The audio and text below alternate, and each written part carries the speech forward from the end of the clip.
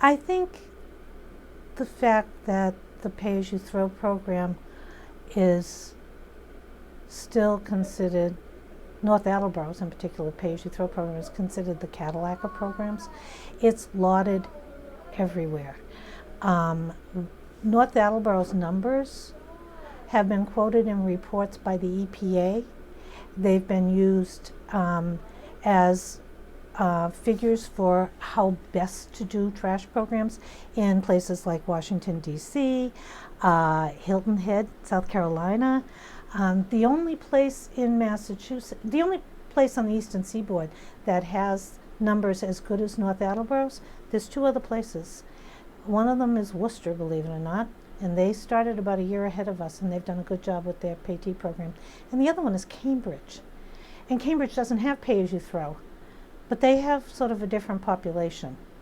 So I think I'm really proud of the fact that my staff and I have been able to help the citizens of North Attleboro to achieve that kind of success so that their town is actually talked about across this country. It's been talked about in Texas. Actually, Austin, Texas has a fairly decent program, but they're not as good as we are. We have better numbers. Well, what's the reason for that? I mean, it's more than just you. Oh, a lot more than just me. It's the whole concept behind pay-as-you-throw. And we started it, I think, at a good time back in the 90s. People were open to it. The incentive, of course, was there because we were closing the landfill. They really did take to it.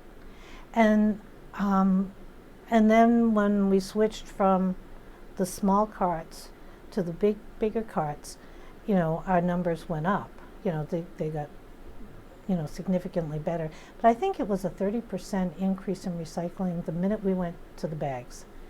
And then we've had incremental increases in recycling since then. Single stream recycling is a problem, as you and I have discussed, because of the contamination. I'll tell you, when we had the bins, we ran a program called Bin and Win. And it was a random thing. We would randomly pick a day of a week, and then we'd pick 10 houses on that day. And then next week it would be a different day and a different 10 houses. Laura and I would meet here at like 6:30 in the morning, and we would start driving around the different houses to check who had their recycling out and how clean their recycling was. And the people who had their recycling out went into a lottery, and we pulled a name out, and every week somebody won a $25 American Express gift certificate. And I think we gave away like 20 of them or 25 of them. And then all the winners got to go into a big lottery, and it was not just this town that did it, it was 5 communities, Mansfield, Rentham, Plainville, and Foxborough, in addition to us. And we had a big party at Lake Pearl, at Luciano's, and we had all sorts of door prizes and other gifts that we gave away. But I mean, people really recycled even then. This goes back to like maybe 2003, before the single stream carts came out. I think people just embraced it. And I think in particular, the bag tag program really makes a difference.